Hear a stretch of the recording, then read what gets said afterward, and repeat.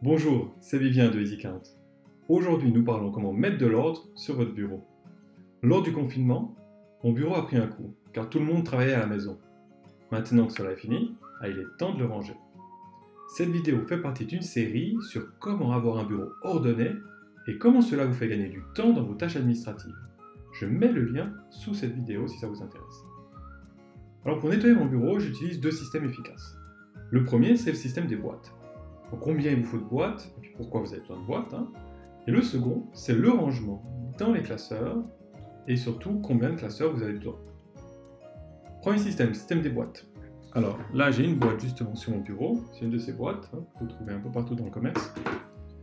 Et donc la première boîte, c'est tous les documents que vous avez à traiter. Typiquement, quand vous recevez du courrier, vous ouvrez le courrier, vous le déposez là. Et une fois par semaine, vous le rangez. La deuxième boîte, donc la boîte qui est juste en dessous, ce sont toutes les factures que vous avez reçues mais que vous n'avez pas encore payées. Une fois que vous les avez payées, vous les descendez dans la troisième boîte. Et une fois que vous avez passé ces factures dans votre comptabilité, vous les rangez dans les classeurs. La quatrième boîte, qui est une boîte facultative, est la boîte qui regroupe toutes les factures que vous avez envoyées à vos clients et que vos clients n'ont pas encore payées. Passons maintenant au deuxième système. Combien de classeurs vous avez besoin? Et pour ça, j'ai vu beaucoup de personnes le faire faux, en ayant juste un ou deux classeurs. Puis qu'est-ce qui se passe? Après quelques temps, c'est un vrai chenille. Dès qu'il faut retrouver un document, non seulement ça prend beaucoup de temps, mais surtout ça vous coûte vos nerfs. Vous avez besoin d'un petit nombre de classeurs qui sont bien définis. Et vous n'avez pas non plus besoin de tout grands classeurs fédéraux, mais des petits classeurs, ça va aussi très bien. En plus, ils ne coûtent pas grand-chose dans le commerce, donc économisez pas là-dessus. Tout d'abord, vous avez besoin d'un classeur par compte en banque et par année.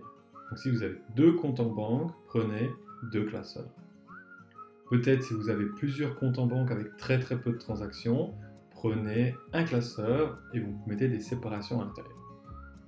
Vous y mettez les relevés bancaires et toutes les pièces relatives. Donc les factures payées, ainsi que les copies des factures que vous avez envoyées qui sont déjà encaissées. Le deuxième classeur que vous avez besoin, c'est le classeur des frais. Un par année.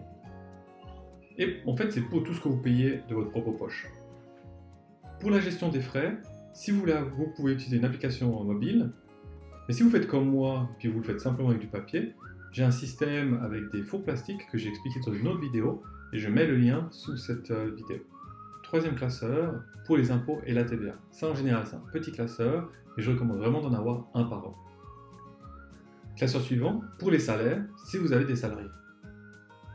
Ensuite, un classeur pour les assurances. Donc c'est le même sur plusieurs années. Vous n'imitez pas les factures, puisqu'elles vont dans le classeur de la banque, mais vous y mettez vos polices d'assurance et toutes les correspondances. Finalement, le dernier classeur, c'est un classeur général pour tous les autres contrats, comme par exemple votre contrat d'internet ou votre loyer. Bien sûr, il faut adapter cette liste à vos besoins. Si par exemple vous êtes dans le domaine de la construction et que vous faites de grandes offres détaillées où vous gérez des projets sur une longue période, il est bien probable que vous ayez besoin d'un classeur pour gérer les projets.